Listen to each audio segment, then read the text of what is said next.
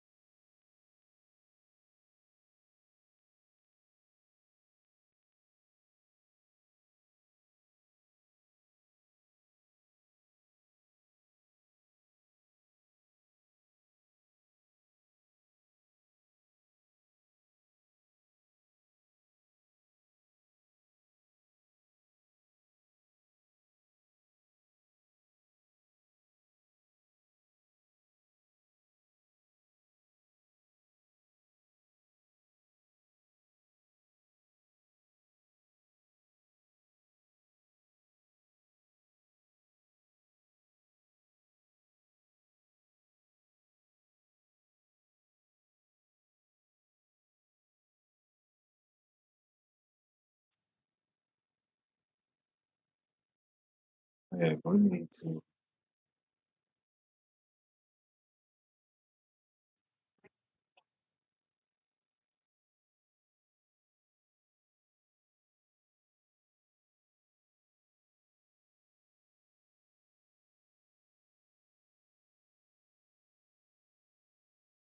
Morning, everyone, and welcome to our SWAC football head coaches media session for Monday, November 13th. A few quick updates. If you do have a question, please utilize the raise your hand feature here on Zoom to get your question in the queue for our coaches.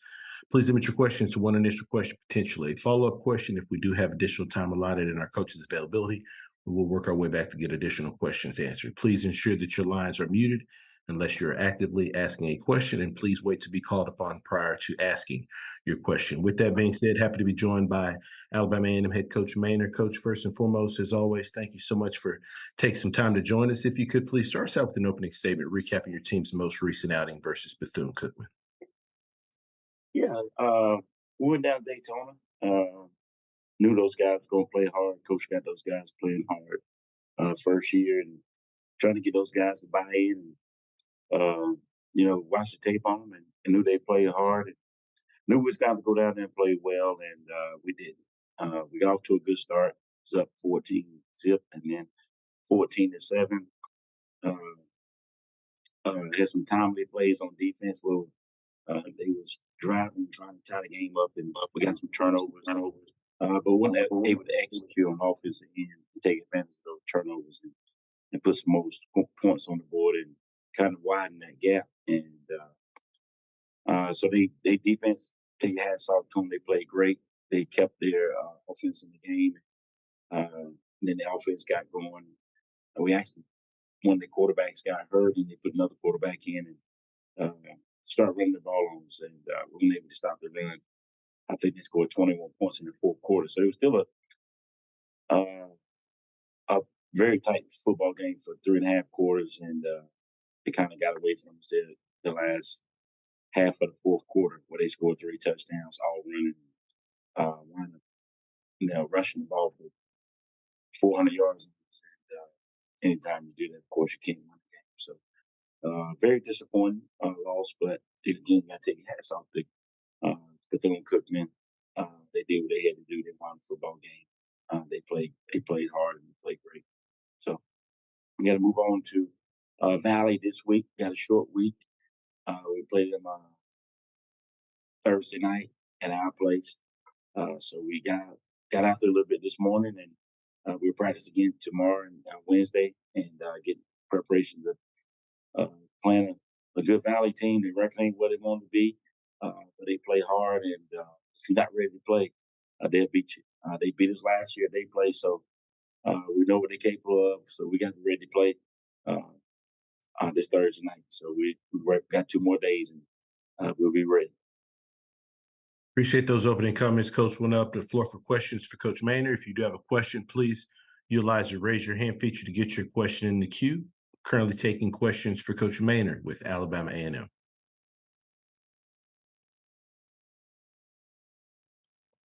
Coach, when you look at this Mississippi Valley State football team that you'll face on Thursday, what are some of the things that have stood out to you on film? It's how hard they play. Valley, yeah, they don't really look at their record, uh, their circumstance. Uh, Coach has done a tremendous job of getting those guys in there, and then they play hard, man. I mean, offensively, defensively, special teams, they fly around, they play hard, and that's all you can ask of a team is effort. We always say, you don't want to coach effort, and like look at their tape and see that you don't have to coach effort. Those guys are flying around, they're passionate. The record is just on coaching these guys. He just got to get his players and you know and, and continue with his beliefs and get his guys to buy in. A little bit about what this senior class that will play their final game, what they've meant to your program. Probably meant a lot. They've helped turn this program around. We're gonna have another losing season this year, but those guys still helped us turn the program around from when we first got here to now. We had 5 straight losing seasons before we came, and this will be our second losing season and the second one in a row. So, but those guys helped change the mindset of these guys when we came, getting those guys to buy in and play hard. They're not going out the way they wanted to with a winning season or playing for a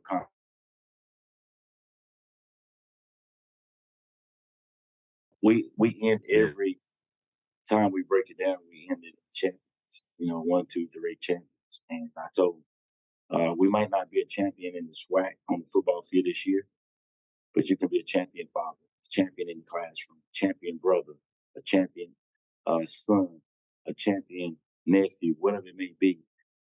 You can still be a champion in life, just not this year on the football field. So that's what it's all about. It's all about getting your education, uh, getting prepared for the real world. Football is great, but it's temporary, and it's not going to last forever. So we want these guys to enjoy the rest of this week and this last game, but then they got to get ready for the real world. And also, we 3-1 at home this year, so we want to get this W this week and finish the season at 4-1 at home. We always want to protect our home. Don't let everyone to come in your house, knock on your door till you come outside fighting and beat you up. So we want to be able to protect our home. Any final questions for Coach Maynor with Alabama A&M?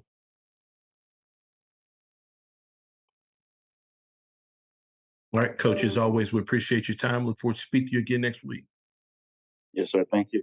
Yes, sir. And Thank you. good luck to everybody this week.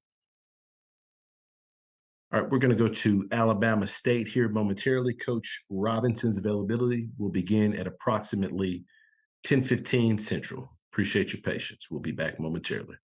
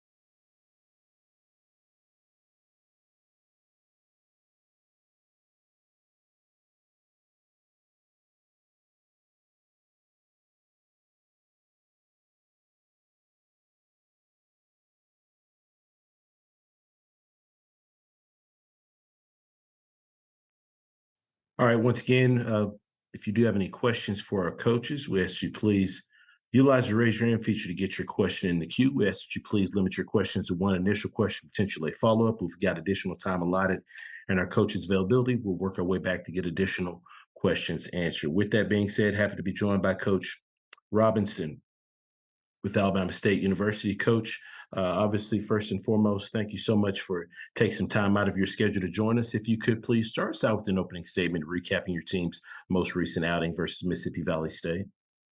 Hey, good morning. We went down to Itabena. We all know that that's a long drive down there. The kids did a great job of responding to just the whole week of making sure that we play with a lot of effort and being prepared. Valley started off with a good drive. They were up 3-0, and we were able to respond and had a couple good runs. Keyshawn Johnson had an exceptional game, had a running touchdown, a receiving touchdown. Thought our quarterback, did a good job of managing the game.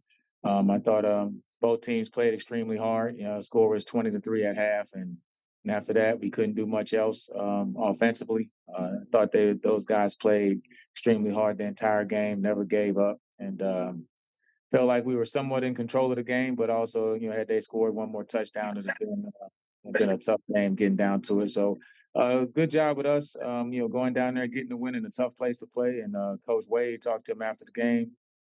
Feel like he has that group playing hard, and that's all you can ask. They play with great effort through the entire game, and it's always good when you can go down to Mississippi Valley and get a W. This week we travel out to Houston to play Prairie View.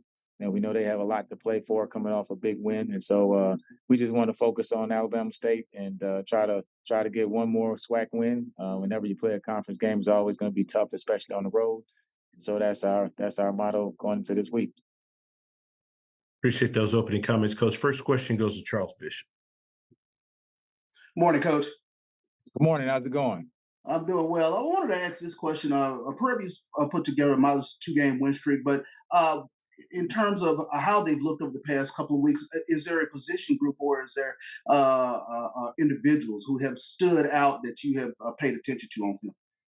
Yeah, I think they have some athletes at the wide receiver position. They can definitely score from anywhere on the field. So you definitely don't want those guys, with a 40 or 50 yard, touchdown pass. And I think the quarterback, he's getting better each week. I think he's the guy that you have to contain. He can beat you, whether it's running or passing. So he's one of those guys, dual threat kid who's played some snaps. We played against him last year. He had some success against us. So we know we have to stop the receiving group and also the quarterback.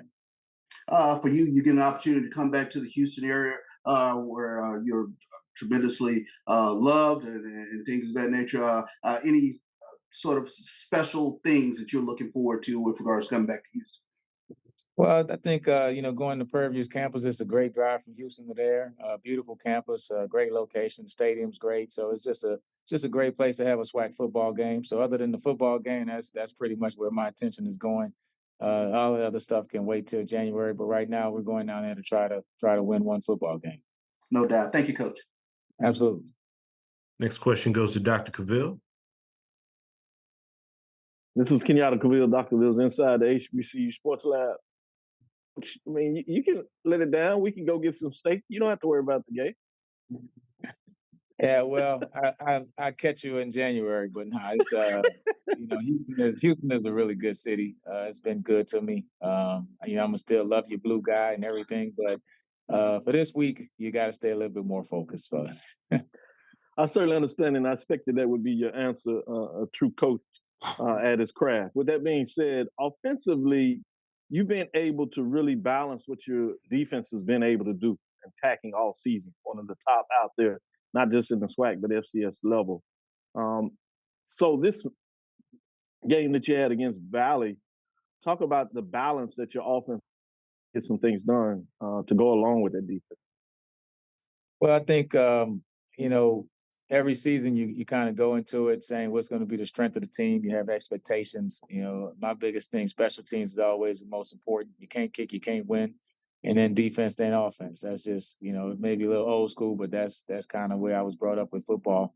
And so, this year, I think the offense, we started running the football well. And so we probably running the football more than we thought we would. But the type of backs we have and the way the offensive line has been gelling, that's what they've been good at. So you have to do good. You have to, keep doing what you've been good at. And so Damon Stewart, he's come in and really managed the football game. Sometimes his stats aren't eye-popping, but he does a lot of small things, throwing it away on third down, not taking a sack, not forcing the ball in there. So he's done a good job of managing the game. And then when he gets a chance to make a play, he makes it.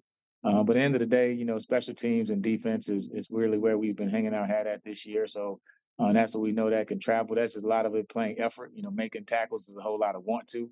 And so we got to get that on the bus this week and go down there and play with a lot of effort like we've been doing the last couple games. Follow-up question is talking about going down there to Prairie View to this matchup. You've won 5 in a row. They won 2 in a row. Lots on the line for Prairie View in terms of things bouncing their way. They can find a way to get the victory. They find a way to be in the championship game. But obviously, you want to continue your win streak. In all that, the matchup that is fascinating to me is, again, your defense that's been able to hold teams down in terms of the ability to score. And Prairie View trying to do some things offensively to get the scoring up in such a way. Talk about what has been so effective in your matchups on defense to being able to dissect what other teams do on the offensive side of the ball this week. Yeah, I mean, I think it starts up front. You know, our defensive tackles, defensive ends, Janelle Brown, Ogletree, Stokes, Traquan Thomas has a couple sacks this year, has been playing really well defensive end position. I think those guys have allowed us to, do other things in the passing game. And Bubba Colton Adams, I mean, he's been playing great once again this year. Also, Cunningham, the other linebacker right next to him, is like right on his trail. Both of those guys are playing really good. I just think it's the guys up front. I mean, when you can have guys up front, the front four, and we play probably about 8 to 10 guys. That's been the biggest depth. Where the backup guys have been playing at a high level, so we can rotate more. I think that's just kept everybody fresh. It allows you to run to the football and not get fatigued. But we know it'll be a challenge this week because they do a great job running the football schematically in the backs that they have, and then they do a great job with the passing game. So it'll be tough for us because they make you defend the whole field, both vertically and horizontally. So for us, it's just going to be, try to win each play and just take it simple, and hopefully we can keep them out the end zone. Certainly, Coach. Good luck this weekend. Absolutely. Look forward to the matchup. Yep. Next question goes to Doc Holliday. Good morning, Coach. How you doing? Doc Holliday, HBCU Overdrive. How you doing this morning? Doing well. How's it going? Good. I'm good, man. Tell me about your game plan going into that Mississippi Valley game, and what did you see from that team where you could take into the next week against Prairie View? Well, I mean, the game plan is always simple. That's to win, obviously. But I think with Mississippi Valley, we knew they had a freshman quarterback, and he did come into the game, but they started the other kid who was more of an athlete. So defensively, you're just trying to make sure you keep those guys in front of you. It had rained the day before, so the field was a little muddy. So it was more of a downhill football game. You couldn't do a whole lot of cutting and that type stuff.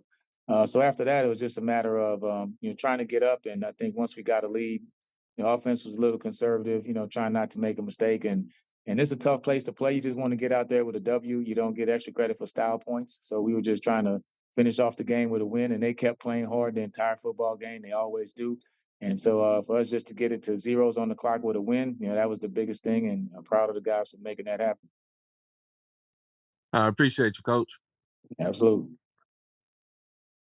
Next question goes to Timona Stapleton. Good morning, Coach. How you doing? Doing well. How's it going? I'm good. Thank you. Thank you. Congratulations on your win. Last week, I brought up the fact that Valley Field is the 12th man. And we see that you were able to navigate. For your players going into this week, what is the theme that you're going to utilize? Because this game for Prairie View, it basically determines whether or not they have a possibility to go to the SWAC championship. So what are you saying to your student athletes to basically upset that chance for them to go? Well, that has nothing to do with us. FAMU is representing the East.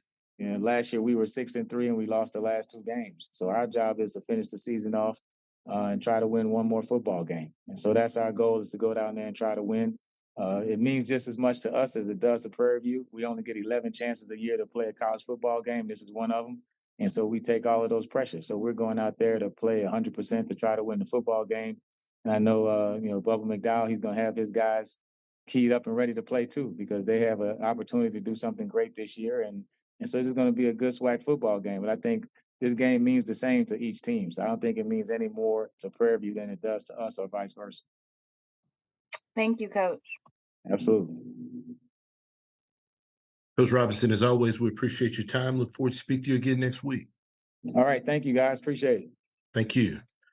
We'll now go to Alcorn State head coach Fred McNair.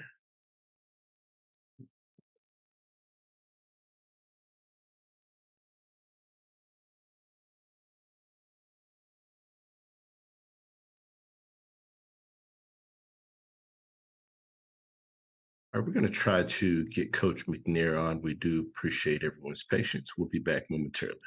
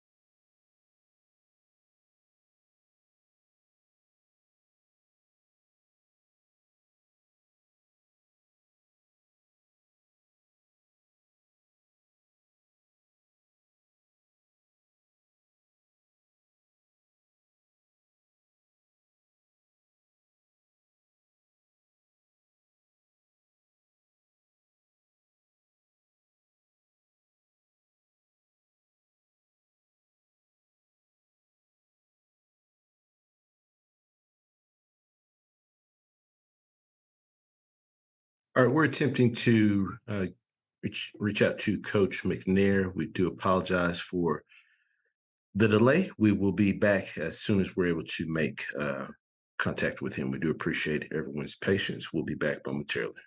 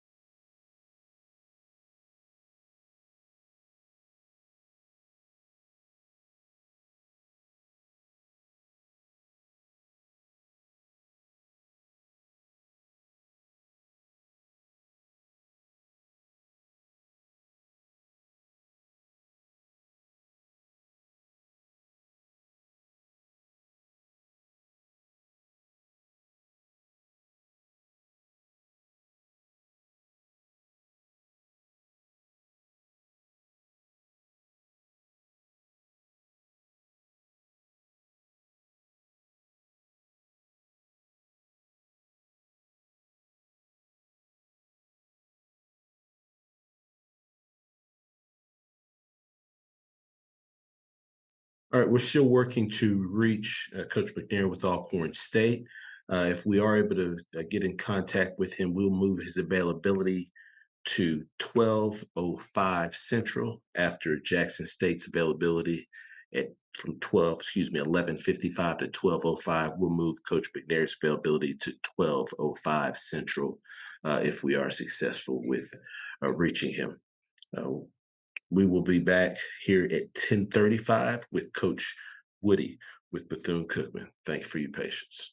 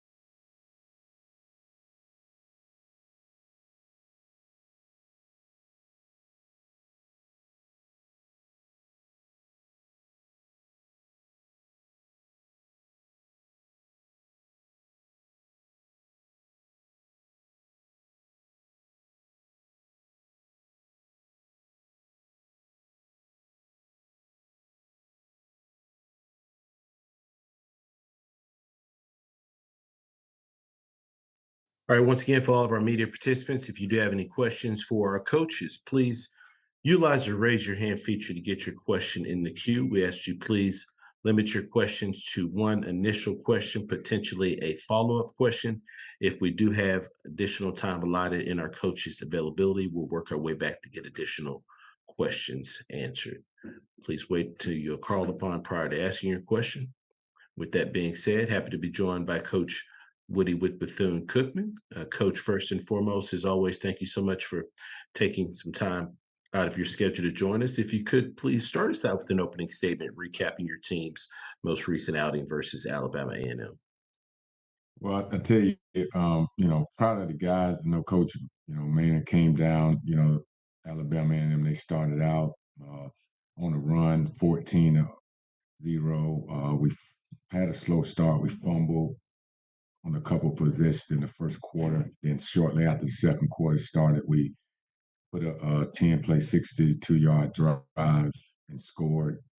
And then that brought it to 14-7. And then we ended up at the end of the third quarter, 5-play, 3-yard drive. We kicked a field goal, 14-10.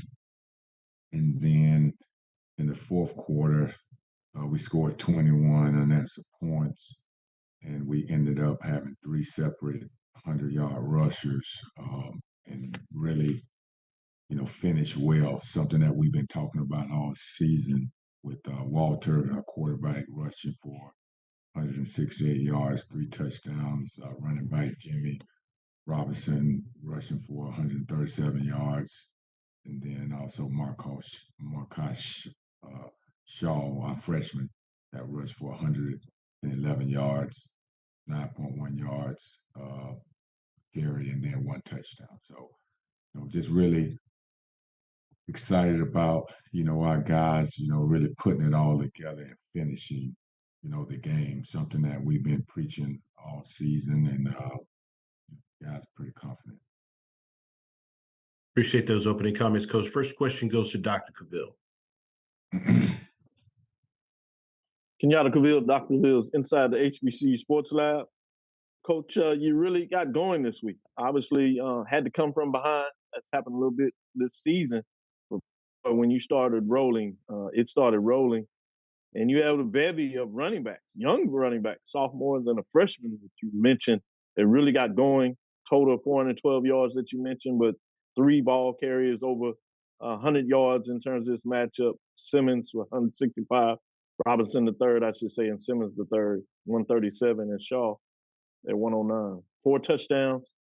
What had made them so effective over the season, but particularly for them to be able to jump out and get it done in this matchup?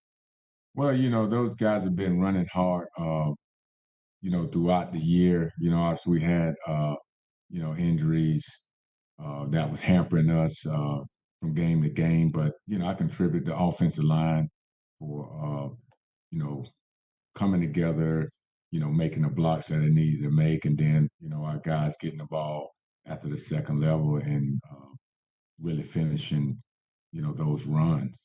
But our old offensive line played a big part into that as well. Great point. When you talk about the big guys up front being effective, it's a good time for them to be able to seem to be putting things together when you play your rival.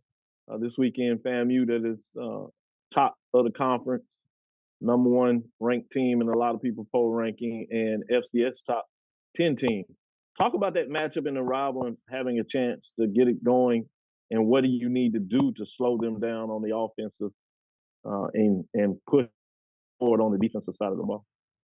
And Coach Simmons, he does a great job with what he has over there. They got a really good football team. We're gonna have to be, technique and fundamentally sound and attention to detail and discipline, because they got guys, all over the place. Like I said, Coach done a really good job of getting those guys, ready to play. And congratulations to him, obviously, for winning the East. And it's going to be a good ball game.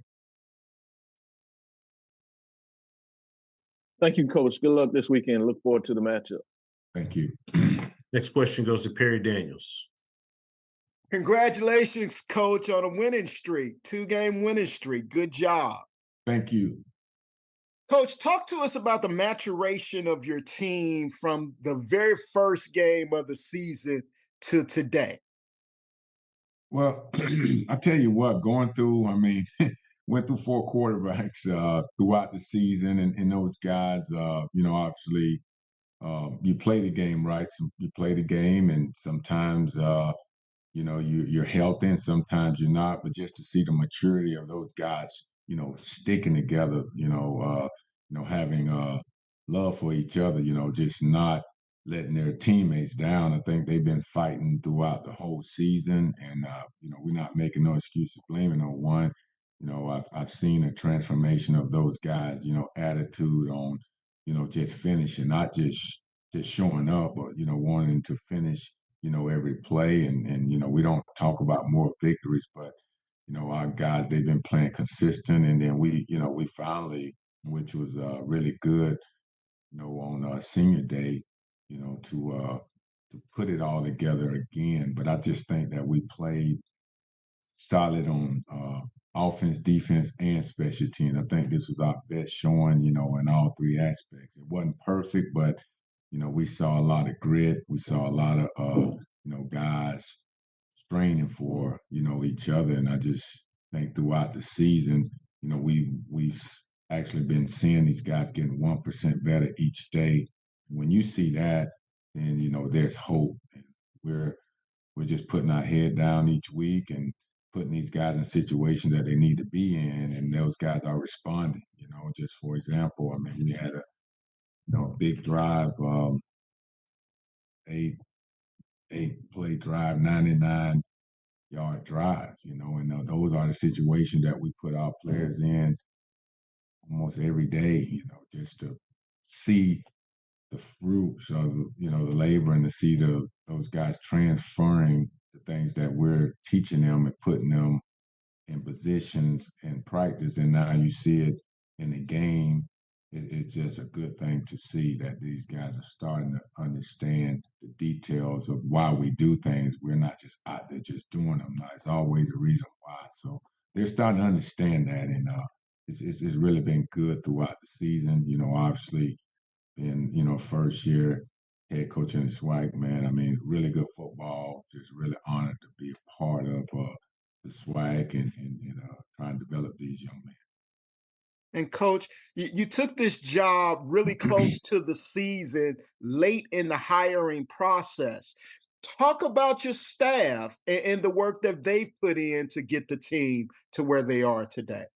Well, I tell you what, I mean, we have a really good staff. I mean, they're motivated, energized. I mean, they understand that, every day, we have to win the day. We have to do it, the right way. And those guys, they're always about, the team and they spend countless hours, not just coaching ball, but, talking to these guys, throughout problems or issues that may come up. And then, also just being there for them. And we know what we want to do. We have a plan, and I appreciate them staying, you know, I mean, they're all feet in the ground of doing exactly what the plan is really asking them to do. Is as we build student athletes, and we do that, and you do it the right way, good things are going to happen. So I really appreciate the staff as a whole, for following the vision of what we want to do here at BCU. Thank you, Coach. Good luck this weekend. Thank you. Next question goes to Doc Holliday. How you doing, Coach Doc Holliday, HBCU Overdrive? How you doing this morning? I'm doing good. 412 yards rushing by your team. Tell me, what did you see in the defense from Alabama A&M, and how basically capitalizing on what you saw on their defense? Well, I tell you what, I mean, their team, man. I mean, they, like I said, they got out on us, and we felt like, we had to tempo. And a lot of times too, when you tempo teams, especially, guys that's, they're coached well, they got bigger guys, and we wanted to, make sure that we ran the ball. And to be a good football team, you got to be able to run the ball. So, we wanted to speed up and do those things. And it was hot, humid, and in those type of situations where, you want to be able to, get those guys, in a position where maybe they step in the wrong gap, and maybe we exploit, those type of situations. But we had in our mind that we wanted to go tempo, and we want to go as fast as we possibly can go, but be as simple as we possibly can, so our guys can execute and won't think. And I think, our players and then also our coaches did a really good job of preparing those type of things that I just mentioned about, just KISS method. That's keeping it simple but effective. I appreciate you, Coach. Appreciate you. Last question goes to G. Thomas. Hey, how you doing, Coach? How you doing? I'm doing well. My name is Gerald Thomas. I'm the fan you beat right at the Tallahassee Democrat. Yeah, pleasure. Yes, sir. Nice to meet you, Coach. I wanted to ask you about the Florida Classic. Of course, you being the Bethune-Cookman University alum and former football player, All-American. You've played in this game before, and now this is about to be your first chance to head coach in this game. Can you talk about the magnitude of this game and how much it means for not just HBCU football, but college football as a whole? Well, I tell you, it's been a rivalry, I mean, forever. And just to get an opportunity to be a part of it as a coach, and like I talking with Coach Simmons, he's gonna have to kind of let me know some of the ins and outs, because this is my first rodeo at coaching in the game. But obviously playing in it, it's big time, and it's good. The rivalry. I mean, it's gonna be a good, hard fought, clean football game. Got a lot of respect, for Coach Simmons and what he's doing with the program, and obviously, what we're trying to do here. And we're trying to do it the right way, and look forward to it. Thank you, Coach. Coach Woodie, as always, we appreciate your time. Look forward to speaking to you again next week. Thank you. Thank you. All right, next we'll go to Florida A&M and Coach Simmons. Once again, if you do have questions, please utilize the raise your hand feature to get your question in the queue for our coaches. With that being said, happy to be joined by Coach Simmons with Florida A&M. Coach, first and foremost, thank you so much for taking some time out of your schedule to join us. If you could please start us out with an opening statement recapping your team's most recent outing versus Lincoln. Well, it was senior day for us, and the biggest takeaway was just blessed to be able to send a phenomenal group of guys out the right way. the class that came in 19 has never tasted defeat here on Ken Riley Field at Brad Memorial Stadium.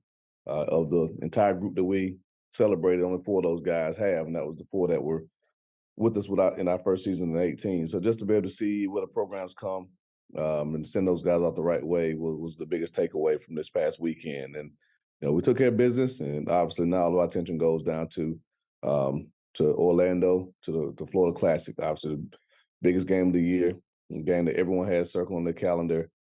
They're playing really good football right now, and it's making for a big-time football game, which it always is, and we're excited to be a part of it. We think it's the greatest classic game out there, and it's going to be another great addition to what has already become one of the best rivalries in all of college football. Appreciate those opening comments, Coach. First question goes to Dr. Cavill. This is Kenyatta Cavill, Dr. Cavil's inside the HBCU Sports Lab. Good morning. Good morning, Doc. How's it going? It's going well. Good. I wanted to ask you, QB1 didn't play in this game, so just for clarity, I think I am aware, but with him and your team in general, how's the health of your team at this time going through a long season thus far? Yeah, we're relatively healthy. Obviously, we held a few guys this past week to try to get us through this last stretch. Jeremy was one of them, and he could have gone if we needed him to, but it's good to get Junior Muratovic some live game reps. And so Jeremy practiced yesterday. We anticipate him going the rest of the week with no restrictions. And so we fully expect, a guy that's probably the front runner for Player of the Year in the conference to be ready to go in a game of this magnitude this weekend, along with the other guys that we held out. So hopefully we'll get an update tomorrow, but right now we're pretty optimistic that we'll get most of those guys back. Great to hear, Coach. Following up back on the field, obviously we hear about rivalries. You can throw records out the window. And I'm sure in this case, this particular rivalry, that holds true in a lot of ways. But with that said, Bethune-Cookman's on a 2-game win streak themselves. They were able to be really successful running the ball with some young guys, sophomores, freshmen. Can you talk about how your defense matches up in terms of what they're trying to do offensive, and what would you like to see your defense do in accord to that? Well, our number one mandate every week defensively is to stop the run. And, they showed last week that they can have as prolific a rushing attack as anybody in America. I mean, 414 yards rushing is almost unprecedented, at this level. And so just what they've been able to do incorporating the quarterback run game, 2 running backs going over 100 yards last week, that's big time rushing. And so our defense has its hands full whenever you have a team that runs the ball like that. Obviously, you got to get everyone involved, great eyes, great gap integrity. But then our secondary's got to be aware of the big ball. Obviously, if we're going to stop the run, we're putting our cornerbacks on some islands. So, Eric Smith, Kendall Bowler, those guys, have played really good football all season, but they got to be expected to be challenged this weekend if we're going to commit to stopping the run. So it should be a great challenge for our defense, which I think is top 5 nationally in run defense. I think second overall in total defense. So it's same old adage. What happens when an unstoppable force meets an immovable object? Something's got to give. And hopefully the Black Cloud defense won't be the one that gives this weekend. It will show up like we have all season and do a really good job against the run. Certainly. Like the nickname. Good luck this weekend. Look forward to the matchup. Thank you, Doc.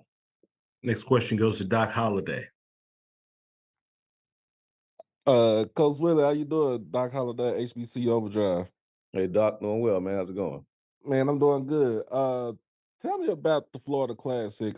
That's one of my things I want to put on my bucket list to go to. Never been there before. Tell us about the atmosphere of that game. Well, I definitely think it's a bucket list item. I've been a part of classic games. I've seen them, watched them on TV. I think this one's right up there with any of them, and I mean at any level. Just the pageantry, the love, the disdain on game day for one another, the trash talk, the halftime show, you name it, the tailgating. It's just an amazing experience. Two programs that are the only 2 Division I HBCUs in the state of Florida. Probably 90% of the HBCU graduates in this state have attended one of those 2 institutions. And so the trash talk it's year round, you know, and Thanksgiving is the week after, and I've been a part of both scenarios. The turkey tastes a lot better on Thanksgiving if you win the game, you know. So it's just one of those rivalries that, man, it's rich, it's deep, and again, you can throw everything out the window. It's going to be two football teams that are going after each other's neck, but that's the way you want it, and I think that's what makes it, again, one of the best rivalries in all of college football. And you mentioned that this past Saturday was senior day. Tell me about the seniors that you got going now, from FAMU. Yeah, there's a ton of them. You know, obviously, we have a few COVID seniors, guys that are in their sixth year. But when you look at Jeremy Musa, Isaiah Major, Marcus Riley, Jabin Morgan, Stan Mentor, those guys, first off, they're great football players. But second off, they're great leaders and better men. They all have the degrees in hand. And so, again, that's what you want. You want guys that have that maturity to be able to understand what this weekend is all about. A young guy may not understand, especially a guy that just got here. You know, he's got more time left. We've already secured the Eastern Division. We're going to play in the SWAC championship game in 2 weeks, regardless of what happens on Saturday. So a freshman or a sophomore may not understand the magnitude of it. But you ask Jeremy Musa, you ask Kendall Bowler, you ask Eric Smith, who's been in this game 5 times already, you know, or this will be his 5th edition, what this game means, and they'll be able to tell you. So just what these seniors have meant to this program was one of the reasons we wanted to send them out the right way this past weekend, and definitely honored that this will be their last time in the Florida Classic. And we definitely want to give them the memory to be able to take that to say, hey, they ended up winning records. 500 for us so far, 2-2. We want to make sure those guys are able to go out and say they had a winning record in the in-state rival. All right. Appreciate you, Coach. Any final questions for Coach Simmons with Florida A&M? Coach, as always, we appreciate your time. Look forward to speaking to you again next week. Thank you, guys. Have a great week. Thank you. Next, we go to Grambling State. Coach Jackson.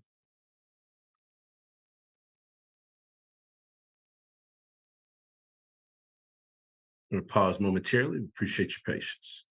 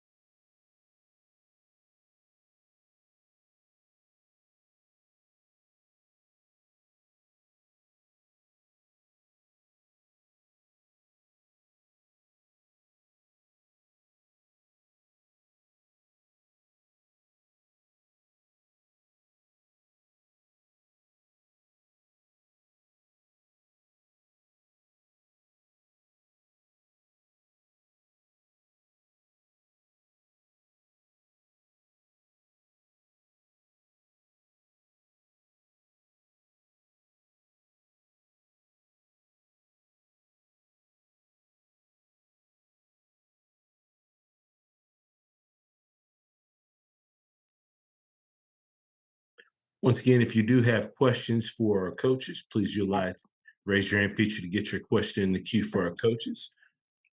Please limit your questions to one initial question, potentially a follow-up question. If we've got additional time allotted in our coach availability, we will work our way back to get additional questions answered. With that being said, happy to be joined by Coach Jackson with Grambling State. Coach, as always, thank you so much for taking some time out of your schedule to join us.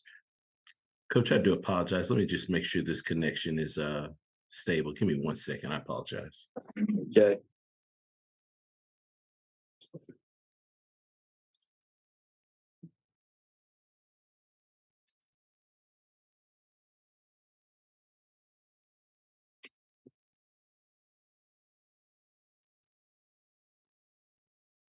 Okay, I think we're good, Coach. Thank you so much for your patience. Coach, if you could please start us out with an opening statement recapping your team's most recent outing versus Arkansas Pine Bluff. We were happy to go down to Arkansas Pine Bluff and get a victory and get back in the win column. Obviously we got a bye coming up this week, so we got a chance to get healthy, continue to get better as a football team, and got a big game here coming up against Southern in the Bayou Classic. Thank you for those opening comments, Coach. First question goes to Perry Daniels. Congratulations on the victory, Coach. Coach, Thank if you're welcome. If you were explaining to your NFL friends and colleagues about the importance of classics and the pageantry around HBCU classics, what would you explain to them?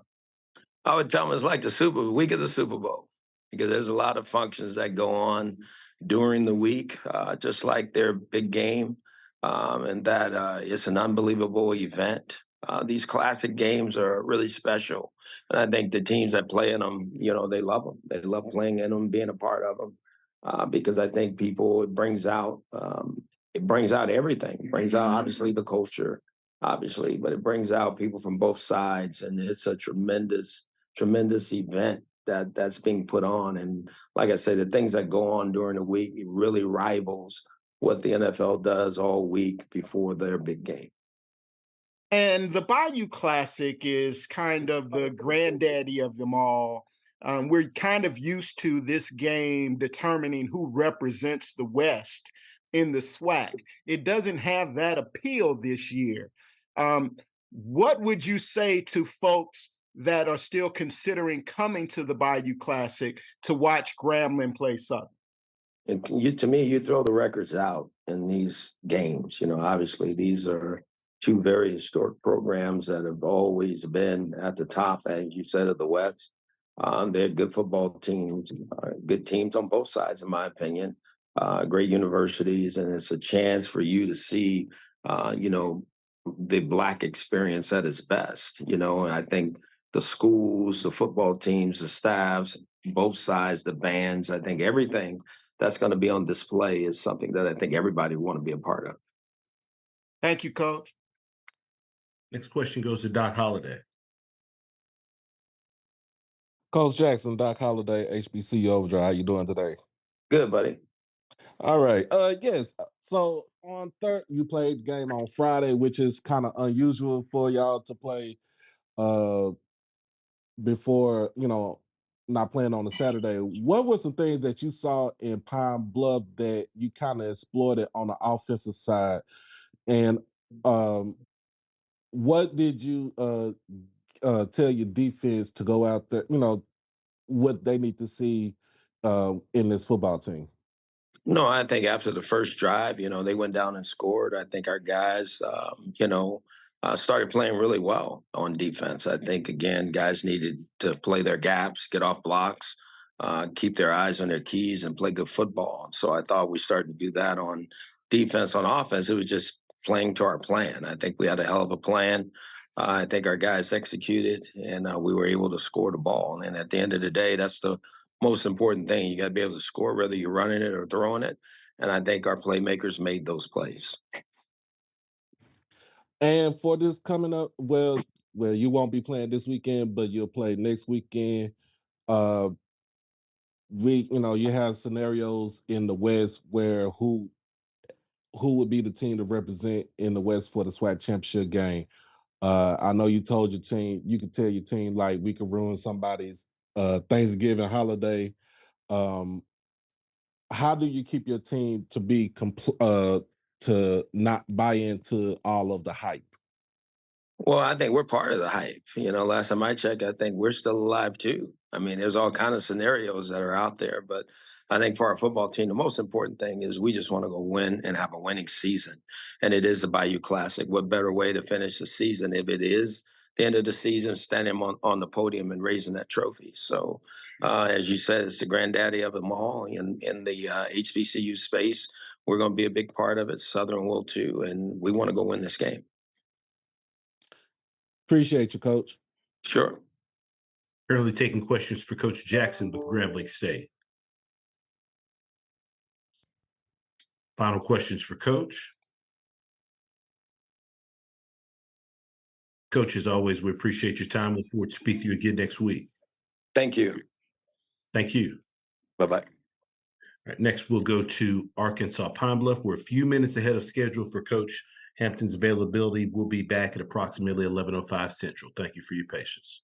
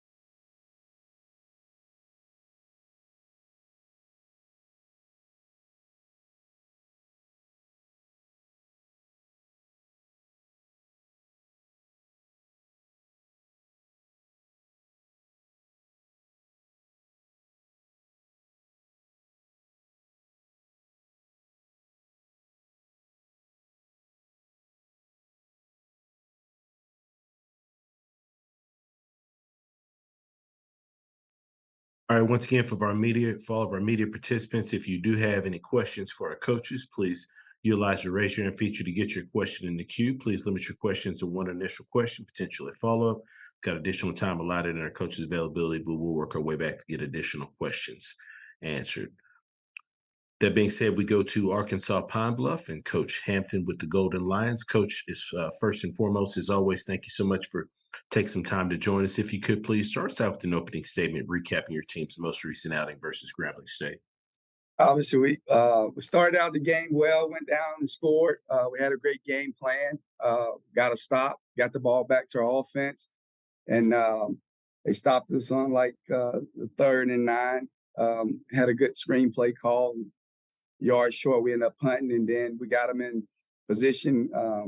And then they threw a screen pass. The guy missed a tackle, and the guy ran for a touchdown.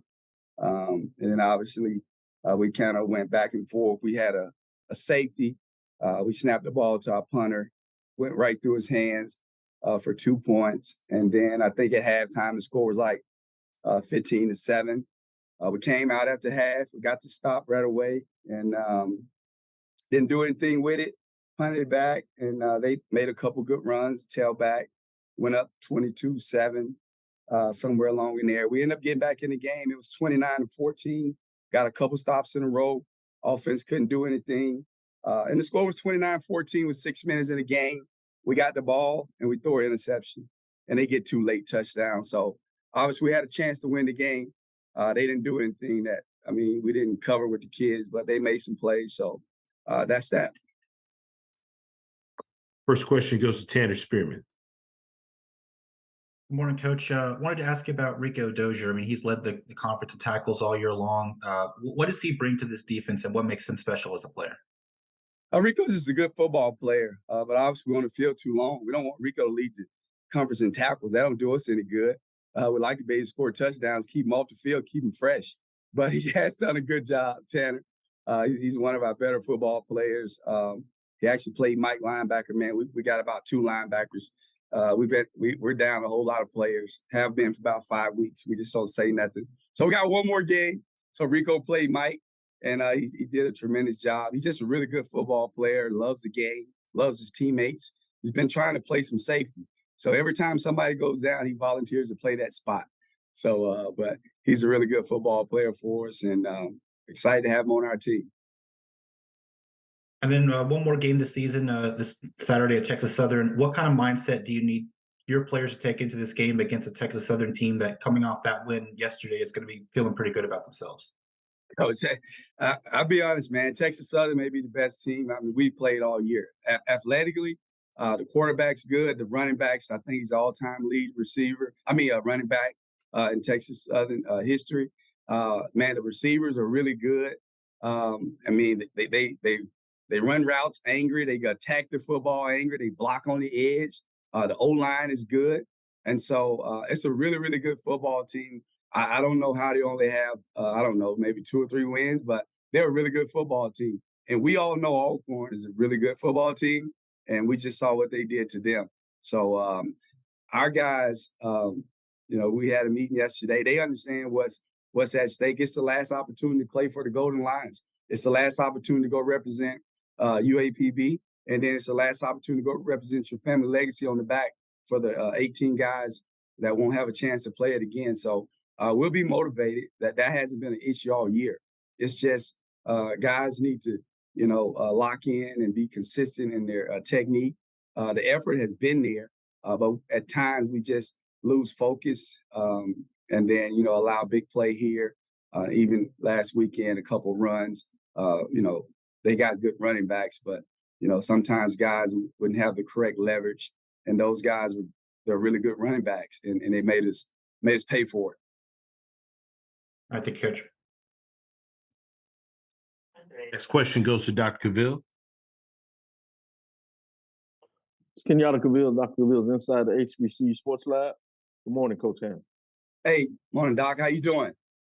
I'm doing pretty well. Good to see you get going. Watch the game on Friday night. As you mentioned, you were in the game, and it kind of got away from you. But I wanted to talk a little bit about your sophomore, 6 foot, 25-pound running back. Fairfield, California, Johnny Williams. He was able to get 99 yards on the ground. Couldn't quite get to that 100 mark, but he's right there and got in the end zone on just 15 carries.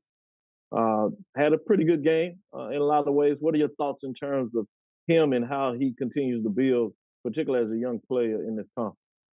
But Johnny's not a young player. Johnny's a senior. I don't know if maybe somebody put an O instead of R, but he's a senior. This is his last game. Sorry about that. Appreciate that update. Yeah, no problem. Johnny's going home. This is his last game. He's a senior. And I tell people this. The one thing about Johnny, man, we've got a couple good running backs. As you notice, Jonas Davis was up there in the top 3 or 4, but he hadn't played in 4 to 5 weeks. I started running back. And so Johnny has been a guy who's a senior. He was behind a couple guys, and in the last couple of weeks, he's had an opportunity. He had a big run to start the game off last week. And so, I wish I had known he had 99 yards, but man, I'm so concerned with everything. I don't see any stats. They be trying to give me stats. I'm like, bro, I don't want those stats. I'm trying to score a touchdown. I'm trying to stop somebody. But anyway, hopefully, he's got one more opportunity, and hopefully we can get him to the 100-yard mark. Yeah, I mean, and for us personally, that's what we have to do. We're going to have to be able to run the football and keep Texas Southern off the field, because they're a really, really good offensive football team. They got weapons all over around that field. So we got our work cut out. And so if Johnny gets 100 yards, good for Johnny. But if Johnny gets 1 yard and the Golden Lions get the first conference win, then Johnny has to settle for 1 yard. I certainly understand that. Appreciate that again, Coach. I don't want those stats. I'm trying to get this done now. Yeah. Follow-up question is on Texas Southern Tigers, obviously, and you pretty much summed all the things up in terms of a direct question. And I guess it's a tough time for them to seem to be getting things moving in the right direction of what they were able to do last night at Alcorn. Talk a little bit more about the running back, as you said, that set the record for Texas Southern running the ball. As you look at some of the film, what makes him unique and special? And with that being said, how do you look at creating the defense to slow him down or stop him possibly? But I think, number one, what happens is you have a quarterback that's elusive. And in this league, if you got a quarterback that can move around, that causes problems. Now you got to be concerned about the quarterback. But they do a good job of getting the ball to the receivers that are really good. So now you got to figure out you're going to play coverage, you're going to play man. And so what they do is they spread you out. And I call them, they got 2 backs, Thunder and Lightning. Okay. 2022 is the Lightning. I mean, he don't touch it much, but when he touch it, he'll take it to the house. And then they bring Big 23 in the game. And now he'll smash them out. So they got a really, really good football team. And so, man, we got our work cut out, but it's a great opportunity. And I took a couple of kids to church yesterday, and the pastor talking about adversity. So I told him yesterday in our team meeting, I said, man, we're faced with a little adversity right now. We got thunder and lightning we got to deal with. And so we need to make sure that we're ready to rumble, because those young men are going to be excited. It's senior night for them, senior day. And so our kids will be ready. And I'm just proud of the effort that they've given, proud of the support. And everybody knows, where we got to get to. But I'm excited about this opportunity to go out there and compete with my team one last time with this group of guys. And I know they'll play hard. Like I said, I was disappointed last week. They were disappointed. Man, we left a couple touchdowns on the field, had guys running wide open, and the quarterback didn't give them the ball. So, again, that's kind of been our story this year. But, again, it's a learning experience. As we say, it's not losing. We're learning how to win. Great point, Coach. And I don't know if you check the weather, but you're appropriate when you talk about lightning and thunder, because that's what it's doing here in Houston. But it's supposed to clear up for you this weekend. Yes, sir. Safe travels and good luck this week. Thank you. Appreciate you, my man. No problem. Next question goes to Mona Stapleton. Good morning, Coach. How you doing? Good morning. I'm great. This is Timona from She Loves Me podcast, and I looked at the stats between you and Grambling, and I see that you guys were pretty evenly matched with the receiving yards. It was just the rushing yards that Grambling was able to get away from you all, and that's what made the big difference in the game. Going into Texas Southern, do you attribute the wear and tear and the depth issues to your team as to why you weren't able to effectively stop that against Grambling, and how will you stop it against Texas Southern? Well, obviously, those running backs that they have are really good running backs. I mean, that young man, number 2, number 3, then they had a number 23. So, I mean, we knew going into the game, they were really good football players, and we had to be gap sound, as the coaches on here said. And we got out of our gap a couple of times, guys trying to do too much. And when you have a lot of inexperienced guys, we had a different guy playing the linebacker position, the wheel backer. So a couple of times we didn't fit it up correctly. And then a running back like they have, Chance, he's going to find the hole. And that's what he did. And right after half, I think the score is like 15-7. Man, we got the play bottled up. And the DN, he folds inside, and the guy cuts it all the way back across the field. And so that's just good job. And I tell people, you don't coach running backs, you recruit those guys. And so whoever recruited those guys from Grambling, they've recruited 3 good ones. And so obviously, hats off to those football players and that team for the win. But I mean, we felt that we could win the game. And again, like I said, we were in the game, had 2 opportunities to score. Quarterback just missed guys wide open. Eyes got a little too big. Thank you for that, Coach. And as a follow-up question, I see that you were evenly matched with the first downs. So both you and Grambling were able to get 17 first downs. So you were moving the ball up and down the field. Going into this last game, what are some of the key pointers that you're instilling into your players about finishing strong? Well, I hope we do exactly what Texas Southern did against Alcorn. I hope we can put it all together.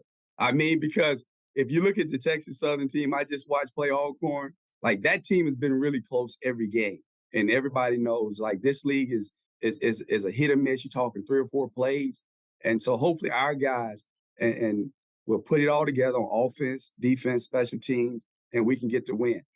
But obviously we got to stop what they do, and that's stopping that tailback.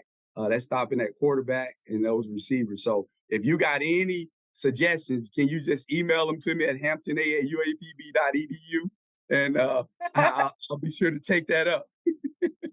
Gotcha. Thank you, Coach. And Thank good you. luck this weekend. Appreciate it. Coach Hampton, as always, we appreciate your time. Look forward to speaking to you again next week. Hey, man, thank you, guys. You guys be blessed. Thank you. Next, we go to Mississippi Valley State and Coach Wade. Once again, if you have questions, please utilize the raise your hand feature. Get your question in the queue for our coaches. With that being said, Coach Wade, first and foremost, thank you as always for joining us. If you could please start us out with an opening statement, recapping your team's most recent outing versus Alabama State. Yes, sir. First of all, good morning to everybody. Another tough defeat against a really good Alabama State team, well-coached team. We started off, got on the board first. Typically, I like to defer to the second half to receive the ball, but for this game, with us being 2 slow, methodical teams that don't mind putting 10 to 12 play drives together, I figured we'll try to receive the ball, go down, get an early score, put the defense out there, try to get a stop, try to get them behind the scoreboard and try to do some things a little uncharacteristic. But again, we went down, we got a field goal, they came back and got a touchdown. Just big-time players make big-time plays. The kid, number 1, Keyshawn Johnson, really good player, made some really big plays. And, we knew this game would come down to turnover margin. And they won at 3-0. So that was the biggest difference of the game.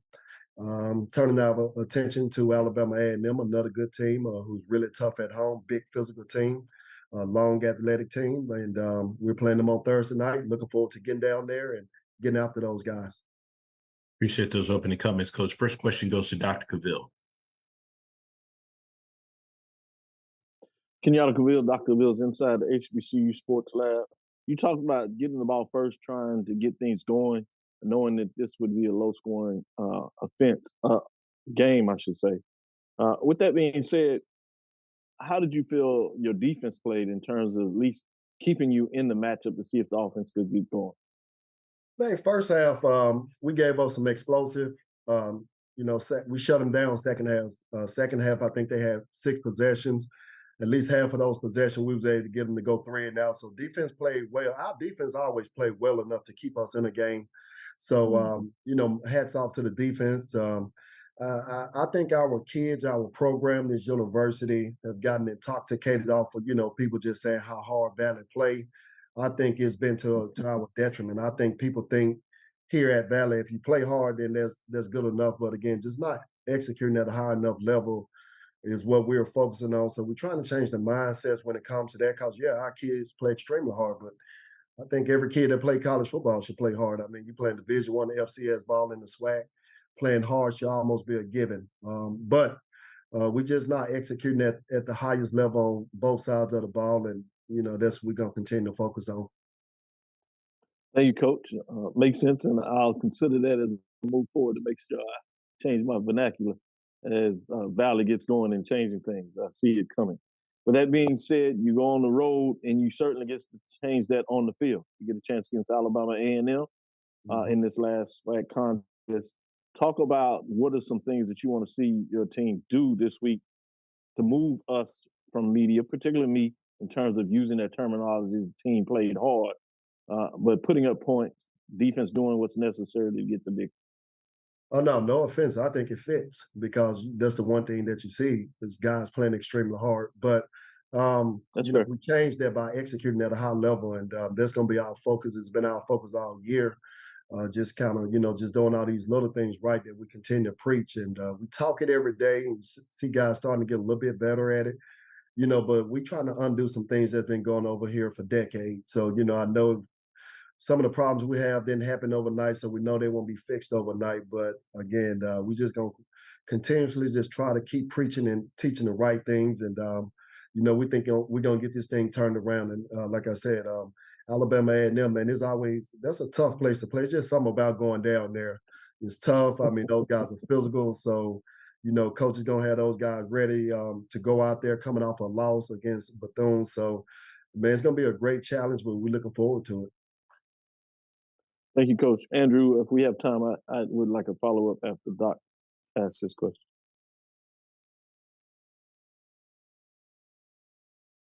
Next question goes to Doc Holliday. Doc Holliday, HBC Overdrive. How you doing, Coach Wade? I'm good, man. How you doing? I'm doing good, man. So you got Alabama A&M. Tell me some things about what you see on offense and their defense. What you see that you think that you can exploit in the game for Thursday night. Offensively, they very explosive. I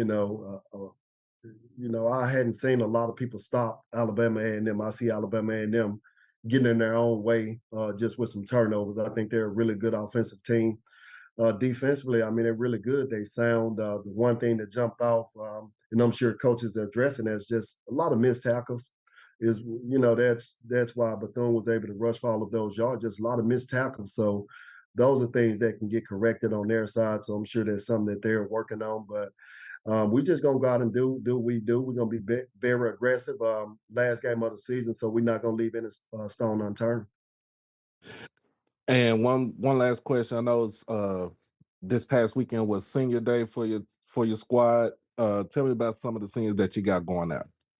Well, the first one through always get bloody, and these guys, being a part of this the first year, I think we're gonna benefit for years to come. Off of the hard work and dedication and leadership that these guys have shown. Hadn't turned out the way they wanted to, or any of us wanted to, as far as wins, but those guys sacrificed and they gave everything for us. And this program is going. We benefit from those guys, because the easiest thing to do your last year, things not going well, is to let it go and quit. And these guys just kept fighting. So they kind of set the standard and the example of what it looks like for this program moving forward. Appreciate your time, Coach. Yes, sir. Thank you. Any final questions for Coach Wade with Mississippi Valley State? Yes, Andrew, I'd like a follow-up question. Yes, sir. Coach, I want to ask you about the freshman quarterback. Obviously, earlier we talked a little bit about him. Now you're getting into the dog days of the season. Very physical in terms of college transition from high school. What are your thoughts in terms of his maturation throughout this season? How is he hanging in there? He's hanging in, but like every freshman, you're gonna hit a freshman wall. We knew it was coming. It was gonna come. We knew at some point it would come, and but instead of being discouraged, man, both of our quarterbacks are true freshmen. So these guys just keep showing up each and every day. I know mentally it gets tough on you at that position as an 18-year-old freshman in a conference like this, playing against just great coaches and great players. It's been a challenge for those guys, and our biggest thing is just really just trying to keep their confidence level up because they hadn't played as well as they want to play the past couple of weeks, and those guys are extremely hard on themselves. But just kind of understanding that this moment would come. Our biggest obstacle right now is just kind of keeping those guys encouraged and keeping them positive. Thank you, Coach. Thanks for sharing. Look forward to the matchup. Good luck this week. Yes, sir. Thank you, guys. Coach Wade, as always, we appreciate your time. Look forward to speaking to you again next week. Yes, sir. Thanks. Thank you. All right, next we go to Prairie A&M and Coach McDowell. Once again, if you do have any questions for Coach, please utilize the raise hand feature to get your question in the queue. Please limit it to one initial question, potentially follow-up. If we got additional time, we'll work our way back to get additional questions answered. With that being said, happy to be joined by Coach McDowell of Prairie A&M. Coach, first and foremost, thank you so much for taking some time out of your schedule to join us. If you could please start us out with an opening statement regarding your team's most recent outing versus Southern. Yes, sir. Absolute morning, everybody. Yeah, again, going down to Southern, we knew we was going into a hostile environment all week. I think we prepared really, really well throughout the whole week. And should I say, that's why we played the way we played. Extremely proud of the guys, the way they came out and stuck to their guns, stuck to their belief that they can go out and win the game and did what we asked them to do. Again, like I said, we knew it was going to go back and forth with a good staff like that, good team like that. It's, as I told them, you have to stick to your guns, stick to what you know, stick to what, the coaches have taught you, and put it out there on the field for 4 quarters. Don't leave nothing out there. For 4 quarters, just do what you're capable of doing, and we did that. Like I say, special teams showed up, offense showed up, defense showed up. Again, are there things that we need to work on? Absolutely, but for the most part, I'm proud of these young men, the way they hung in there, stuck together, and then did what they said they was going to do. Go down there and put together a football team that's capable of doing this every week. And again, they saw it. Now that they have seen it again, hopefully they can continue to get better. Like I say, Southern went down, like I said, going back and forth, and they scored right before half. Then came out halftime, and we're like, hey, what are you guys going to do? What are you guys going to do? And they say, Coach, we got you, man. And that defense, boy, I tell you, I'm so proud of them dudes. They came out and did what they said they was going to do. To shut a team like that out for a whole half, that's saying a lot. And like I said, again, I'm so proud of them coming out and doing what they said they were going to do. And then now, hey, that game is over with. We gotta get ready to get for a good team coming in here. Coach Rob in Alabama State come in here, and hopefully we can try to do the exact same thing with this group coming in here. We know it's going to be tough. Again, it's the last game, it's a senior day for us. Hopefully we can put together 2 good weeks. As I told them, it starts like it did last week on Monday. It starts today, with preparations, getting ready for a good team coming in here to play football. Appreciate those opening comments, Coach. First question goes to Charles Bishop. Good morning, Coach. How you doing? Morning. I wanted to follow up on your statement in regards to the defense. And for the past couple of weeks, there have been stretches where this defense has played lights out football. And I wanted to, if you could, take us inside the locker room. What was said at halftime that was sort of the impetus for the defensive turnaround? Again, for me, telling these guys, that, hey, we got to go out there, because we was a little upset that we gave up that touchdown before halftime. And again, guys not being where they're supposed to be, and not doing their job. And as we told them, this always happens when you're not doing your responsibility. So they took that to heart. Again, Coach Rock, he got in there, he got on them, which good coaches do that. and told them, no, we're not going to accept that. Again, that can't happen. They told us, hey, we got you, coach. We're gonna come out. We're gonna play lights out football. And for them to say it and then go out and do it, that shows a lot of confidence in these young men, what their athletic ability is and can do. A quick follow-up question on the offensive side of the ball. Shamar Savage had another touchdown. What has it meant to this offense to have another complimentary piece to a Trajan Spiller and to your other wideouts for him to be able to get over the top of defenses?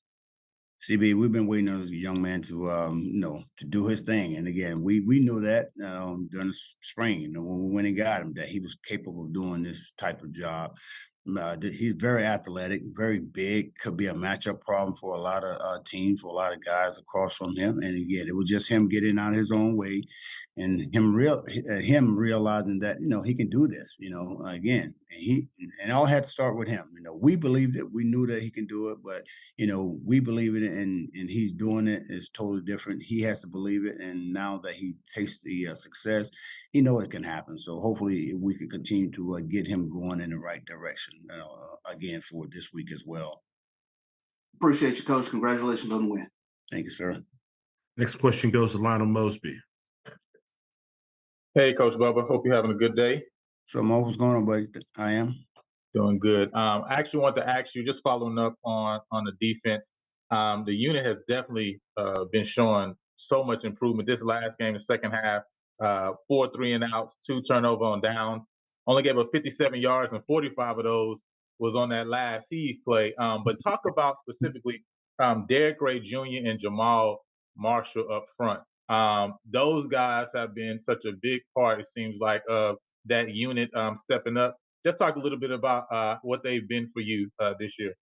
They've been instrumental. Again, we knew going into this year that these two dudes going to have to, handle their business inside, and man, they doing that.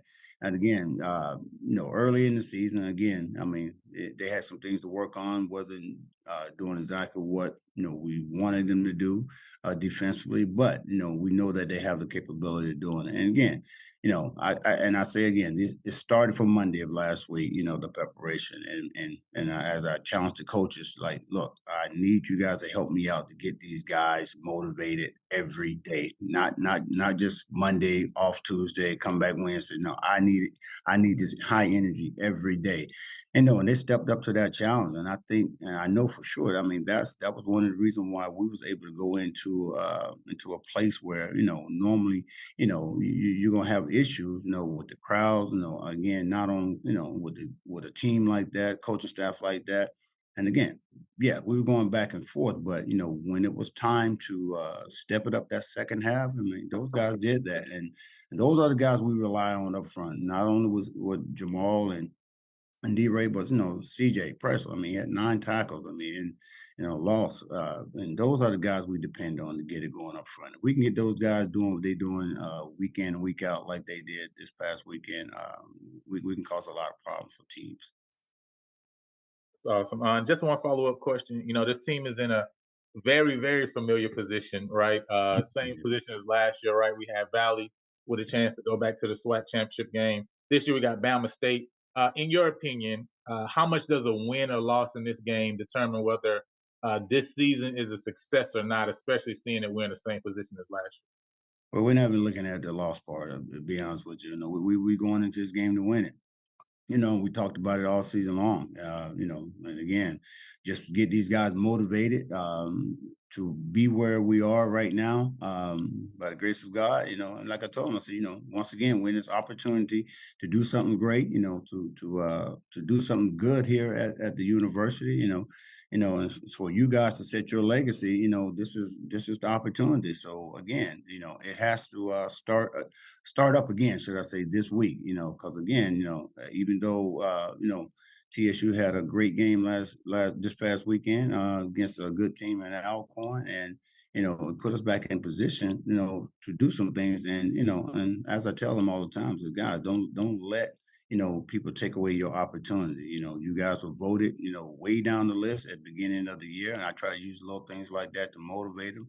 I kind of said that early in the week, going into Southern. So hopefully, again, we can get the same energy, going into this week, and win this game. We're gonna go in, take one game at a time. We always say 1-0 throughout the week, and this is what we're gonna do. We're gonna prepare for Alabama State coming in.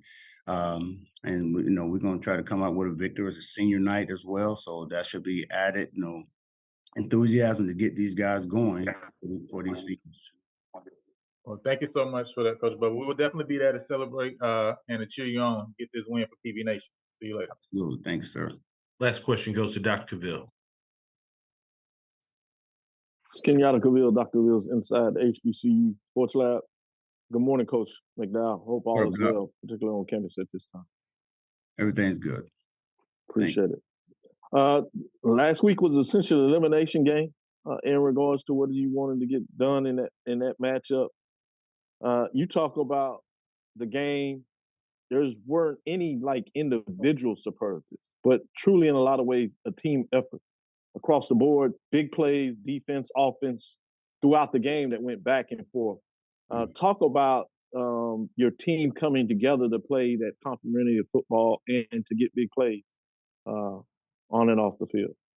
Yeah, and again, that's what we talked about all week, Doc. Again, I reiterate, it started Monday, having a high energy of practice throughout the whole week, and just to see if they can do it, challenge them to see if they can do that for 4 days straight. They actually did it, and again, I think it played a big role in what happened this weekend. Again, going up against a team like Southern, coaching staff, and we knew, as I said, it was going to go back and forth.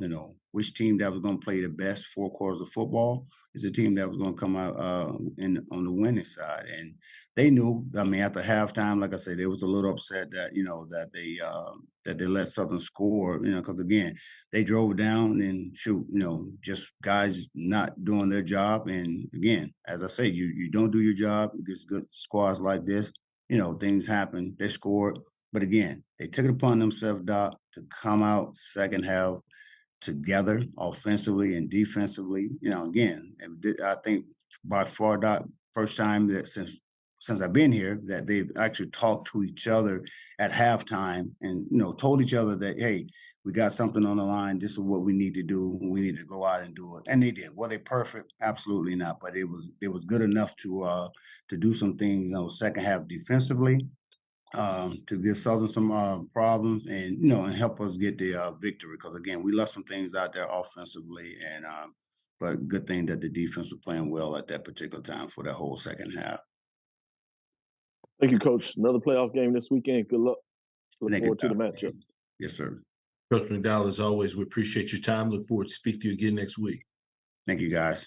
Thank you. And next we go to Southern University.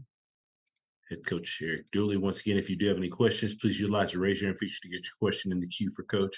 Coach Dooley, as always, thank you so much for taking some time to join us. If you could, please start us out with an opening statement, recapping your team's most recent outing versus Prairie A&M. Most definitely. Good morning to everyone. We knew going back, you're talking about two teams that's almost basically identical when you talk about offense and defense. The only thing may have separated was different, was special team wise, but we knew that was going to be a tough football game. We knew that they had both teams had a lot to play for, and I commend Coach McDowell on having these guys ready to play. We was prepared to play. They made a couple more plays than we made, and of course, when those things happen like that, you're gonna come up on the short end of the stick right now. So right now we battling, and it's a tough situation, but still a lot to play for. When you talk about the last game of the season, it doesn't get any bigger than that. When you talk about the granddaddy of them all, right there, that's a lot of different bragging rights within families and within the state. Appreciate those opening comments, Coach. First question goes to Jim Klein-Peter. Coach, when looking back at what you decided to do with alternating your quarterbacks, were you happy with the way that turned out overall? I thought it worked to perfection. I thought it did some things. What we wanted to do, we wanted to give Blood an opportunity to see some things off the field that other quarterbacks was doing. Then we wanted to give another quarterback an opportunity to make some plays as well. I thought it worked to perfection. Every game plan doesn't work that way. I thought that one did. Of course, when you face another team, you got to find another strategy that can keep you in the ball game. I thought it kept us in the ball game. It didn't win it for us. So quite naturally, you try to change up what you're going to do so that you can give yourself that opportunity to win the game. Also, did you maybe get to the bottom what the issue was in the second half? Y'all were unable to move the ball pretty much. Well, it comes down to everybody just have to do their part. But I those young men went out and fought hard, and that's all you can ask for them to do, to lay it on the line. So I'm going to always take the blame. That's on me right there. We got to do some things that's going to put us in a better situation to have a different outcome. Thank you. Thank you. Question goes to Dr. Cavill. Kenyatta Cavill, Dr. Cavill's inside the HBCU Sports Lab. When you face a team that is diverse as Prairie View in terms of them being able to either run the ball, pass the ball, how much pressure does it put on a defense, particularly a defense as solid as Southern? Well, it changes some of the things you have to do, because you got to understand when you got a guy in the back that's a quarterback that has the ability to beat you with his legs. It's kind of tough to play a little man. And, we hang our hat on playing man defense, cover zero in the secondary. Sometimes you got to change it up, and which he did, was able to change it up. I just thought the young man, you can see the growth within the young man, how he come along and how he's developed. And that goes a lot to coaching, what they have been able to do with Trezon. He's a superb athlete, a guy that loved to compete. So he did a great job in managing and doing just enough for them to get just one more touchdown than we had. Thank you, Coach. As you prepare 2 weeks from now, the Bayou Classic, you have a week off. Do you do any additional things to try to change some things up heading into that game? Chance for either team going in that matchup to close the season with a winning record based on who comes out of that matchup. I think you do. I think you don't try to reinvent the wheel. You got to go with where you got you to where you are right now. But I think you put in some things that's going to help you be successful, because now you have more time to prepare for certain things, and knowing that it's a big time classic, just being a part of it for a very, very long time, it's going to be something that someone have never seen before. That's going to stand out, whether it be a special team player, offense, or defensive player. It's gonna trigger the whole nation. So of course, there's going to be some things coming in from both sides of the ball when you talk about Grambling as well as Southern. So that is to be expected. Been a part of this thing right here for a long time, so I don't expect anything different. And records has nothing to do with it. Going to the championship has nothing to do with it. I think it's always great when you have that and it's on the line to get to the Western, to win the West. But when you're talking about, you may have a husband and a wife that one went to one school and the other one went to the other school. You're talking about bragging rights now for 365 days. So that's going to hold a lot of precedent within the state as well. Thank you, Coach. Look forward to the matchup in 2 weeks. Next question goes to Perry Daniels. So, Coach, we're coming up to the end of year 2 of the Coach Eric Dooley era at Southern University. Compared to where we are and where your vision was on the day that you got announced as the head coach, how do we compare? It's hard to compare because I'm a different. In my opinion, I'm different. I expected to win the championship the day I stepped foot on campus. I expected to win it every year. My confidence never changed. That's who I am. That's what I expect. I can't prepare for to say that I'm gonna take a step. I prepare for to win it right now and try to put those young men in the best situation possible to do it.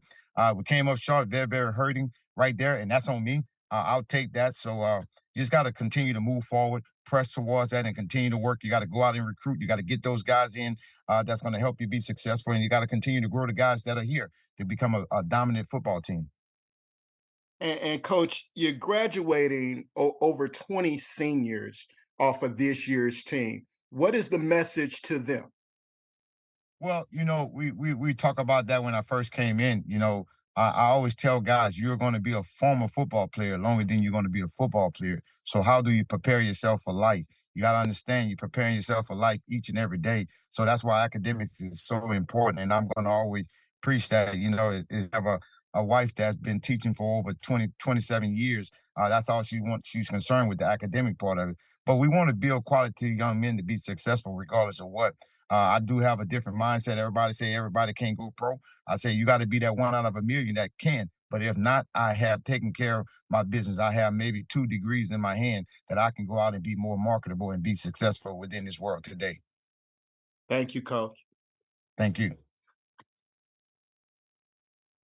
Last question goes to Doc Holliday. Doc Holliday, HBCU Overdrive. How you doing, Coach Dooley? I'm doing well. How are you? I'm doing good, man.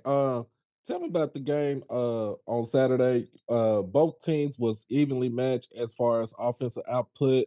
You have more 3 more penalties than Prairie View, but we talked about the second half where you got shut out in the second half. Tell me what are some things that you could have changed in that game, and what can you take into the next game? You know, you never try to second guess yourself. You always go and make corrections, things that you could have done better. You know, hindsight's always work out better because you see it now before. I just think we just got to continue to work and continue to play for one another, and coaches got to continue to put guys in better situations to make plays. And let me change that. Coaches don't have to continue to put guys in better situations. I have to continue to put guys in better situations to make plays to win the football game. Appreciate you, Coach. Thank you. We'll get one more quick question in. I saw Rob J had his hand up. Rob J, do you want to get a question in? Oh, yes, sir. Thank you so much, Andrew. Coach, quickly, I know you talked about your seniors a moment ago. There's one of your seniors who's also a law student. Can you just talk a little bit about him, August Petrie? Yeah, I'm extremely proud of that young man. We all don't know, but I guess the ones that have law degrees know that it's very, very difficult to do that because, you know, I have seen this young man doing assignments while we traveling. I've seen this young man doing assignments while we in meetings or while we getting ready to have a meal. And of course, I'm going to excuse him to do those type things, but for him to be committed to commit to the football team as well as to his academics, I think it speaks volumes of his foundation and what he wants to do. So the young man is extremely talented on the field and very, very intelligent when you talk about the classroom. So I'm extremely proud for August Pete. I don't think this is the last of August Pete. I think he does have an opportunity to play on the next level. So he gets that law degree, he may be able to represent himself. Thank you so much. Coach Dooley, as always, we appreciate your time. Look forward to speaking to you again next week. Thank you, guys. Thank you. All right, next we will go to Texas Southern University and Coach McKinney. Once again, if you do have a question for Coach, we ask that you please utilize the raise your hand feature to get your question in the queue. With that being said, happy to be joined by Coach McKinney with Texas Southern. Coach, first and foremost, thank you so much for taking some time out of your schedule to join us. If you could please start us out with an opening statement recapping your team's most recent outing versus Alcorn State. Can you hear me, Andrew? Yes, sir. We can hear you. Okay. Big win for us on yesterday. An unusual day playing on Sunday, but our guys went out. I thought played a complete game. Played complementary football, both offense, defense, special teams. Beat a really good opponent in Alcorn. And I'm just proud of the way our guys competed. I think defensively we've only given up 10 points over the last 6 quarters. We're improving as a program, improving as a team. I was really fortunate enough to get out of there with a win. Appreciate those opening comments, Coach. First question goes to Dr. Cavill.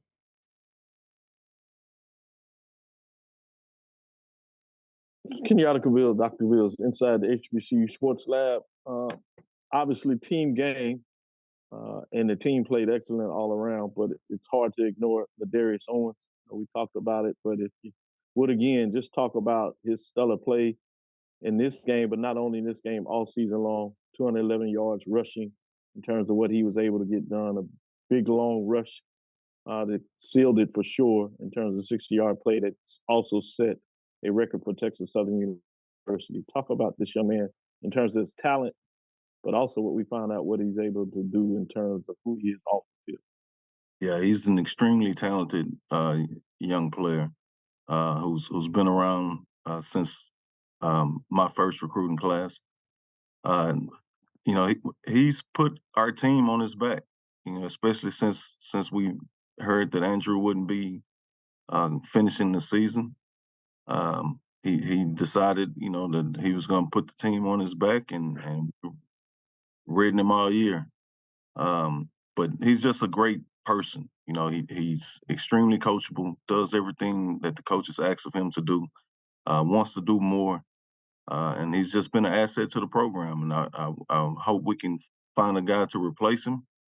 Wish him, you know, success at the next level. But we're going to miss him around here when he's no longer a TSU playing for the TSU Tigers. With that being said, obviously time to turn the page. You got the golden lines come up.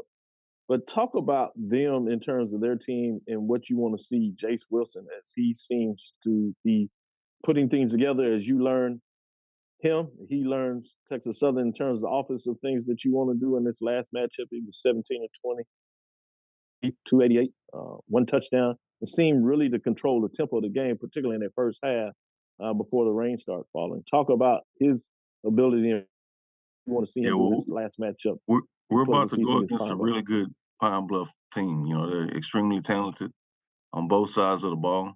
It's not going to be an easy matchup for us. They're going to be hungry for a win. We're hungry for a win. Just looking forward to the competition of it. But Jace has been tremendous all season. You know, he started slow. And again, you alluded to it. You know, it was a matter of him learning what's expected of him, learning the playbook, and getting comfortable with what we're asking him to do. And then it's the coaching staff figuring out what he does best, and what he does best was different than what Andrew did best. And so we had to find those simple things to put Chase in position to help us be successful. Thank you, Coach. Good luck this weekend. Look forward to the matchup. Next question goes to Tanner Spearman. Good morning, Coach. Tanner Spearman with the Pine Bluff Commercial. I wanted to ask you about a couple of your linebackers, Jacob Williams and Isaiah Bogarty, both among the top tacklers in the conference this year. What did those two bring to your defense? Yeah, they really athletic, you know, guys who love the game of football. They tackle really well, and I think the thing that's missing in the whole idea of those guys being leading tacklers is the guys up front protecting them and keeping the offensive lineman off of them and allowing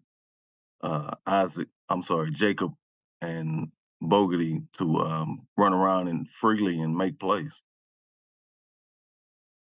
And then as a follow-up, Coach, on the other side for UAPB, they've got a guy at the top with the tackles as well, Rico Dozier, wearing number 0. What when you watch the film of UAPB and you see that number 0, what stands out to you? He's always around the ball. He's a guy who's going to be around the ball, making plays and getting the ball on the ground. We know we got to have someone, you know, harassing him, blocking him, and trying to keep him away. But he always finds the ball. He's always around it, and we just got to assign a guy to him, and hopefully we can keep some of those tackles that he's accustomed to having down. Thank you, Coach. Thank you. Next question goes to Doc Holliday. Coach McKinney, Doc Holliday, HBC Overdrive. How you doing today? Good. How's it going, Doc?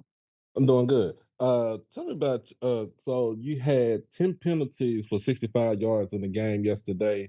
Tell me what let me know what you told your guys as far as going into the next week about being disciplined. We talk about being disciplined each and every week, and our guys are emotional. We've got to do a better job of controlling our emotions. And you know, I hate to say it in this form, but some of those penalties are questionable. But you know, we've accumulated a large number of penalties the last couple games, and we just got to push through and play the game the right way and be aware of what we're doing both legally and illegally. And my follow-up question, the play Jace Wilson, even though, he's been playing for like a couple of games since Andrew been out. Tell me about his maturation for the throughout this season. He's improved each week. We've asked him to do to become the new leader of the team within the season, which is hard to do. But he's taken the bull by the horn, and he's run with it. He's been our leader. He's made plays. He's given us the ability to stretch the field, open up running lanes for our running game, and he's just been a pleasure to coach. A guy who's comes to work each and every day, no matter what the situation is. We lose one week, he's brushed that off, and he's ready to go out and get a win the next week. And we're lucky to have him around. Appreciate you, Coach. Thank you. Coach McKinney, as always, we appreciate your time. Look forward to speaking to you again next week. Thanks a lot. Thank you. Next up, we go to Jackson State. Coach Taylor, once again, if you do have any questions, we ask you please utilize the raise your hand and feature your question in the queue for Coach. With that being said, happy to be joined by Coach Taylor with Jackson State. Coach, first and foremost, thank you so much for taking some time out of your schedule to join us. Coach, if you could please just start us out with an opening statement, just recapping your past week. It was a good week of preparation, getting ready for the Soul Bowl this week. The players had time to rest. Coaches had some time to, get a game plan together, had an extra week of work, getting ready for such a big game coming this weekend in the city of Jackson. We did some recruiting, so we got ahead of the game a little bit. So very excited about this weekend. Look forward to the turnout of fans and, this outstanding football game coming up this Saturday at the Vet. Appreciate those opening comments, Coach. First question goes to Charles Bishop. Hey, Coach, how you doing? I'm good. How are you, Chuck? Hey, real quick question I wanted to ask with getting the open week, getting the opportunity to get some guys rested up, namely Irv Mulligan. How is his health situation? Will we see him this upcoming weekend? He moved around well yesterday. We got out there a little bit. He did, did some running around. It's just him making those cuts that we're used to seeing him do in the football game. He still has some tenderness to that ankle, but he's upright. He did do some straightforward running, looked pretty explosive. So we'll get these next 2-3 days to get him back on his feet, and hopefully we can have him ready to go this weekend. I'll follow up with that. Although he's been injured, you've been kind of running back by committee, but how much does his presence at least open up maybe other facets of your offensive attack? I mean, Irv is a phenomenal player. He's a great football player, great running back. He's a big piece to what we want to do offensively. We talked about that coming into the season, that we wanted to run the football, get downhill. And he's done that all year. We've been able to ride him in some games, a kid with tremendous speed and power. And, he just brings that game-breaking ability to our football team. So when he's out there, I feel good about it. But I feel good about all those backs back there. Those guys have done a great job of stepping up when they needed to this year. Ahmad Miller, Desmond Moultrie, J.D. Martin has been able to come back with that toe injury and do some special things for us the last couple of weeks. But to have Irv back there, it just makes us better as a football team. Sure thing. Appreciate that, Coach. Thank you, Chuck. Next question goes to Dr. Cavill. It's Kenyatta Cavill. Dr. Cavill's inside the HBCU Sports Lab. Good morning, Coach Taylor. Morning, Doc. How you doing? I'm doing well. Fascinated about this matchup. A lot on the line for both teams in various ways in terms of what it looks like. Obviously, the rivalry is enough in and of itself. But in terms of your defense going up against Alcorn State Braves, I want to focus on that side of the ball a little bit. Mm-hmm. What do you want to see your defense do in terms of the dynamic that the Braves bring to the table, being able to run and pass the ball? Well, like I tell those guys every week on the defensive side of the ball, we want to play fast and cause turnovers, and continue to get better at getting people to the turf. But Alcorn is a team that can, they throw the ball well, they run the football well, got a great quarterback back there. couple running backs that can really play football. So we got to bring it this week. And I think the bye week kind of helped us to give us an extra time to prepare for them. But we got to be able to create those extra possessions. You know, that's what's been good with the turnovers that they're creating, far as, you know, fumbles and things like that. The interceptions have been good. So we going, from what I'm seeing, you know, they want to aim in that big offensive line they have up front. Follow-up question, if you would allow me to take you a little bit off the field. I know coaches like to coach. That's your focus. That's what you do well. That's in a lot of ways where you feel your solace in terms of being able to put your cleats, shoes on that green grass and getting your young men ready for the next matchup and ladies that are helping you around that. But with that being said, if you can get it done at the end of the season, you have a chance postseason play. Not necessarily the Celebration Bowl, but you have a chance maybe to put your resume up and see where it lands in terms of the FCS playoffs.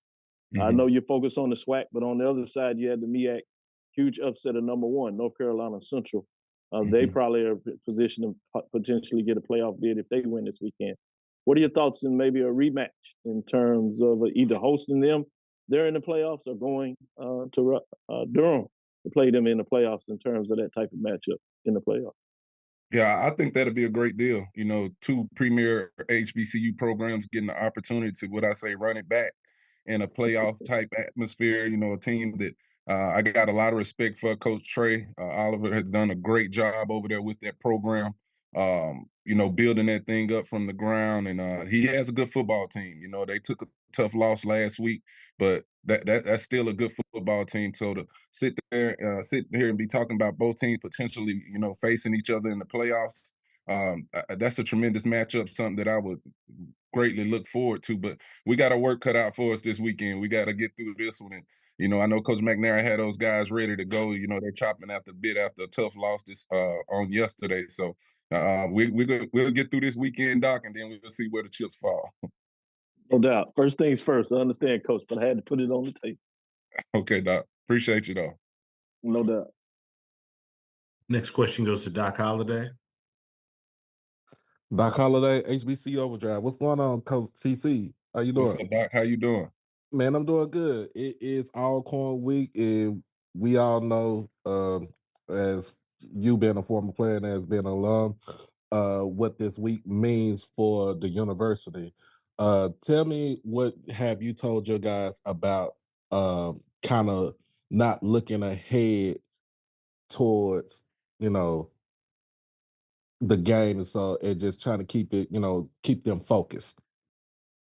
I've been telling them to look ahead and trying to get them to understand the magnitude of this football game when Alcorn and Jackson State faces off. You know, I think you hit it on the head, being a former player here and being a part of this program and just seeing those huge crowds coming into the city of Jackson. And we had opportunity to go down to the reservation on last year, but just getting them ready for it. You know, the expectation.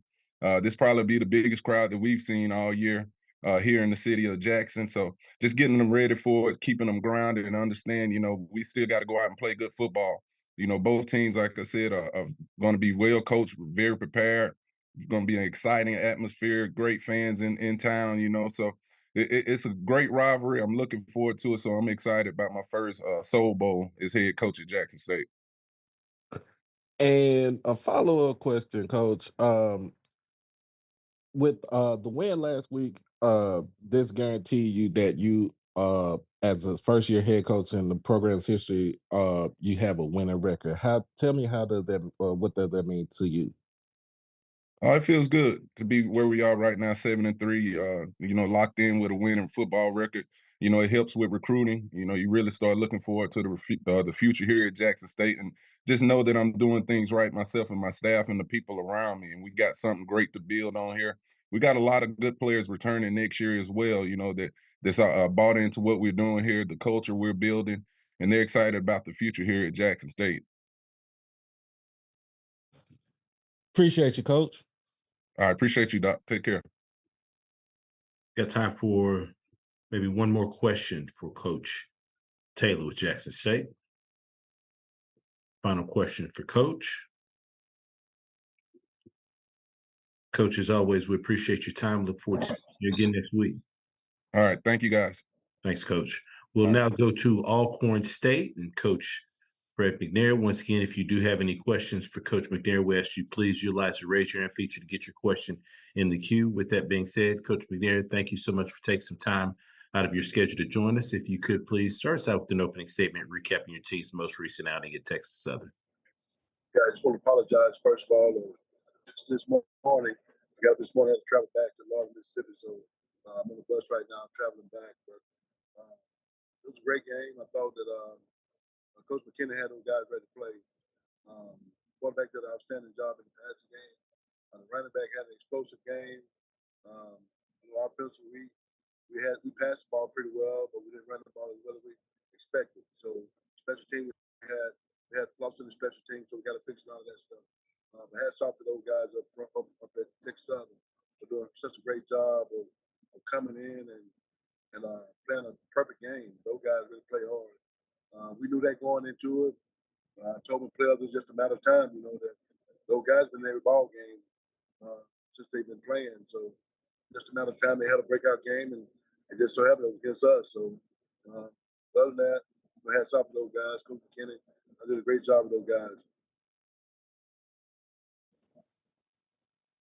Appreciate those opening comments, Coach. First question goes to Dr. Cavill. This is Kenyatta Cavill. Dr. Cavill's inside the HBCU Sports Lab. First, safe travels to you and your team. With that said, I got to talk to you about the post game yesterday, so I want to move forward in regards to this matchup against Jackson State University. What are some of the challenges you see in terms of Jackson State from a defensive perspective? Well, first of all, they got a pretty good team. I think Coach Taylor has done a great job since he came in as head coach, and which I expected him to. He's a real good coach. He's been trying for a while to get that position there. I'm glad he got it, and he's doing a great job with the Jackson State Tigers. So I think the biggest challenge is we just got to go in and execute offensively. So I'll set the things they're gonna do on the defense side of it. They got a good front seven. They're real good putting pressure on the quarterback. So we just got to make sure that we dot our I's across our T's and form our offense. Certainly. One follow-up question will be, again, about this particular matchup, but it goes to the control that was in your hands in terms of this past matchup against Texas Southern. Obviously, with the loss, it takes some of it out of your hands in regards to that. Is that more something that we look at in terms of the media? Or do you have to talk to your players about it? Or does it help that this is a rivalry game and it really doesn't matter what's going to get done in this game in terms of the players being ready to play is going to be there? I just think it's the next game. It's just going to be Jackson State. So in terms of talking to the players about it, they understand that the magnitude of this ball game. They understand what we got to do. We just got to go in and win. I mean, you can't be concerned about anything else or any other team. We got to win a ball game. Can't let that one loss turn into two. So we got to be ready to play all phases of the game. They're gonna bring it with them. We know that it's a big rivalry, big Soul Bowl they call it. So we got to be ready to play. No doubt. Thanks, Coach McNair. Next question goes to Perry Daniels. Coach, talk about the uniqueness of playing on a Sunday. How did that affect your team? It really didn't affect the team. It affects us traveling and try to get ready for another ball game. Fortunately, we had to travel back today. We lose a day of practice. Tuesday, Wednesday, Thursday. We throw 3 days, but we lose a day of practice in terms of in our preparation. So that may affect us a little bit in terms of getting back and trying to get a game plan together for Tuesday morning practice. So, but coaches up to the challenge. We done it before. Other than playing on Sunday, it's just another game, just a different day. So the guy was up to the challenge, but I don't think that had any effect on how the game turned out. I thought the Texas Southern did a great job of coming in and executing all three phases of the game. And Coach, this Texas Southern team, they've been really close against FAM. They were really close against Southern, and they seem to be able to put things together to come out on top against your team. Talk about that program and the team that you competed against Sunday. I competed against a real good football team. The guy they played fast, they played tough, they were very, very physical. I thought they like I said, they've been in close in all the ball game they played. They put it all together against us and had a real good game against us. So it's one of the things that we got to look at, go back and look at the film and see what we can correct and get ready for a good Jackson State football team. Thank you, Coach. Good luck. Currently taking questions for Coach McNair with Alcorn State. Final questions for Coach. Coach, as always, we appreciate your time, safe travels, and we look forward to speaking to you again next week. Thank you, Drew. Appreciate you, man. Thank you. Yes, sir. This concludes our SWAC football head coaches media session for Monday, November 13th. We do thank all of our media participants. We hope you have a great rest of your day. Thank you.